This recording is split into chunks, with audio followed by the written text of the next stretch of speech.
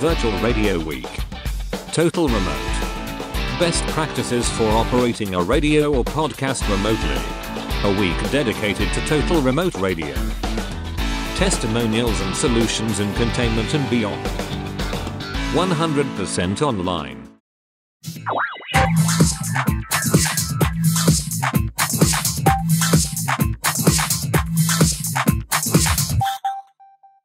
Le patron de Active Radio. Bonjour. Romain. Bonjour à tous. Bonjour. Et bon anniversaire à Philippe. Voilà, avec un jour de retard. Tu es à Saint-Étienne, toi tu es au bureau, puisqu'il faut continuer de faire tourner la radio. Active. D'abord, comment vas-tu? Comment va Active? Alors moi à titre perso, et merci de prendre des nouvelles à titre perso, ça va bien. On est maintenant en après-gestion de crise. Ça fait maintenant plus d'un mois effectivement que la période de confinement a démarré. Je ne viens pas tous les jours non plus à la radio. On a mis en place évidemment, comme pour beaucoup de nos confrères, beaucoup de télétravail, notamment sur la partie agence de communication. Les chargés de clientèle sont chez eux et sont pas retournés à la radio depuis le début de ce confinement. Et puis après, on s'organise pour maintenir l'antenne effectivement, et notamment les plages d'information. Alors les journalistes ne viennent pas tous en même temps en salle de rédaction. On a une personne le matin, une autre l'après-midi sur un autre poste de travail. Mais bon, l'organisation maintenant, elle est en place. On a presque pris une routine, je dirais, de confinement pour assurer notre programme. Alors, on va parler justement de ces programmes. À quoi ressemble la grille des programmes d'Active pendant cette période depuis le 16-17 mars? J'imagine que les choses ont été bouleversées. Ça a été aussi allégé. Finalement, qu'est-ce qu'attendent les auditeurs stéphanois pendant cette période? Eh ben finalement, rien n'a été allégé. On a vraiment fait ce pari-là. On parlera sûrement de cette publicitaire après, mais malgré le contexte, on a poursuivi nos programmes, on les a adaptés, on a conforté par exemple les durées de plages d'information. Nos journalistes avaient carte blanche sur les plages d'infos. On a fait de nombreux directs pendant nos flashs, qui étaient très intéressants, surtout en début de crise. C'est vrai que maintenant, voilà, on a presque, je dirais, cette petite routine. On est au courant. Au début, on avait beaucoup d'interrogations. Maintenant, on a quand même beaucoup de réponses. On parle plutôt maintenant du déconfinement. Donc les programmes n'ont pas vraiment changé, ils sont plutôt renforcés en matière de contenu et d'infos.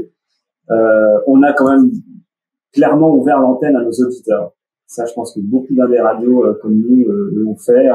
Ça a été quelque chose qui s'est fait assez naturellement, puisque qui dit évidemment ouverture de l'antenne aux auditeurs, ça veut dire que derrière il faut du programme en direct, il faut des gens pour accueillir, il faut des standardistes, des animateurs, évidemment ça demande des moyens humains et d'avoir des équipes sur place. Ouais, tout à fait.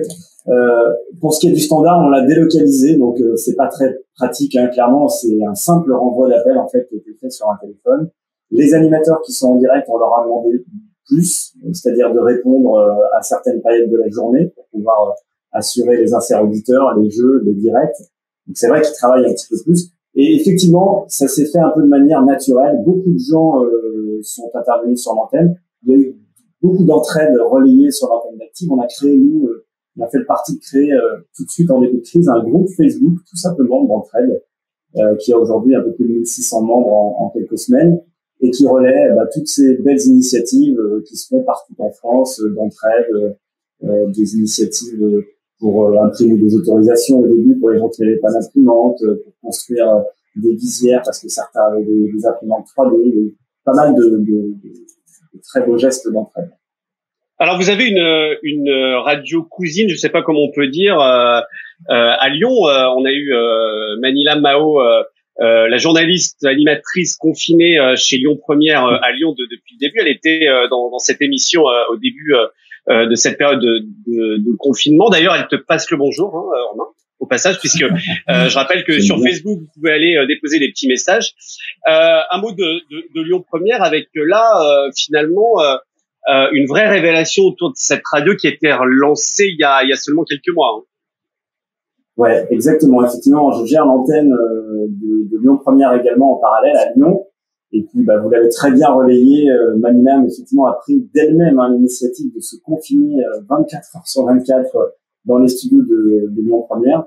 Et effectivement, là, on peut le dire, il s'est passé quelque chose d'assez exceptionnel. Elle a fait un travail exceptionnel. Elle a vraiment géré ce dossier-là d'une façon extraordinaire. Et aujourd'hui, le standard de Lyon Première, ça fait maintenant depuis janvier 2019 qu'on a repris, je dirais, le nouveau Lyon Première, l'antenne du nouveau Lyon Première. Et je n'ai jamais vu autant d'appels sur Lyon Première. Il faut le voir pour le croire. Alors, on espère évidemment que l'audience médiamétrie qui a tant de poids, s'en fera ressentir. Mais en tout cas, je félicite Manilam, puisqu'elle me regarde, pour tout le travail effectué depuis le début du confinement.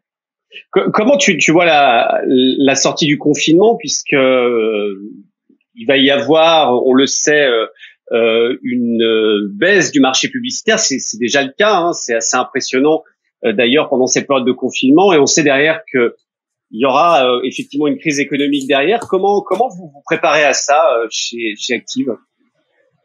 Alors, on prend des mesures, on se précipite pas. Je pense que, comme pour beaucoup de radios, par exemple, on a mis à temps partiel une bonne partie de nos chargés de clientèle. Elles travaillent essentiellement, on va dire, le matin. On maintient quand même des réunions en visio avec toute l'équipe commerciale parce que c'est important de garder le lien avec l'entreprise. Et puis après, on met en place tout simplement des mesures pour nos annonceurs. Là, par exemple, en ce moment, pour tous ceux qui réouvrent partiellement, il y a pas mal de drive, de prêts à emporter aussi, du click and collect qui se met en place là ces dernières semaines. On met en place une offre par notre agence qui s'appelle Active Media, activemedia.fr. Et voilà, on double les spots, on retarde la facturation, c'est-à-dire que les gens communiquent maintenant, ils communiquent 2 fois plus pour le même prix et ils payent ensuite à partir de septembre en 4 fois, sans frais, le temps d'un retour de business. Donc on essaye de mettre en place des offres, d'être à l'écoute et puis évidemment de maintenir le lien avec le client. Eh ben, merci Romain. On te souhaite évidemment bon courage pour la suite, et puis on aura l'occasion de te redonner la parole évidemment sur la lettre info et notamment sur les initiatives mises en place chez Active à Saint-Étienne. Merci et très bonne journée. Bon courage à toutes les équipes. Merci à l'être pro. Merci beaucoup.